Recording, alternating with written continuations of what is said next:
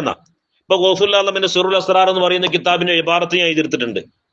ഖാല സല്ലല്ലാഹു അലൈഹി വസല്ലം, നബി സല്ലല്ലാഹു അലൈഹി വസല്ലമ തങ്ങൾ പറഞ്ഞു, കമ്മിൻ റജുലിൻ, എത്ര മനുഷ്യന്മാരാണ്, മാത്ത ജാഹില, മരിക്കണ സമയത്ത് ഓൽക്ക് ഒരു വിവരമില്ലാതെ മരിച്ചുപോയി. മനസ്സ് നല്ലതാണ്, വിവരമില്ലാതെ മരിച്ചുപോയി.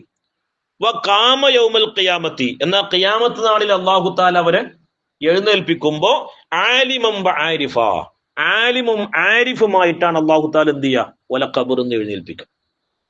എന്താ? നിയ്യത്ത് നന്നാക്കി, നല്ലത് ചെയ്യണമെന്ന് നല്ല ആഗ്രഹം ഉണ്ടായിരുന്നു, നല്ലത് പ്രവർത്തിക്കണം എന്ന് നല്ല ആഗ്രഹം ഉണ്ടായിരുന്നു, യഥാർത്ഥ ഒരു ഗുരുനാഥനെ കിട്ടണമെന്ന് ആഗ്രഹം ഉണ്ടായിരുന്നു. പക്ഷെ അത് സഫലമാകുന്നതിന്റെ മുമ്പേ ലോകത്തോട് വിട പറഞ്ഞു. പക്ഷെ ആ ഒരു ഉദ്ദേശ ശുദ്ധിക്ക് ഖബറിൽ വെച്ചുകൊണ്ട് ഒരു യഥാർത്ഥ വലിയിന്റെ തെർബിയത്ത് അള്ളാഹു സുബ്ഹാനഹു വ തആല കൊടുക്കും. ഇത് ഞാൻ പറയല്ല, ഇത് റസൂലുള്ളാഹിന്റെ ഹദീസാണ്.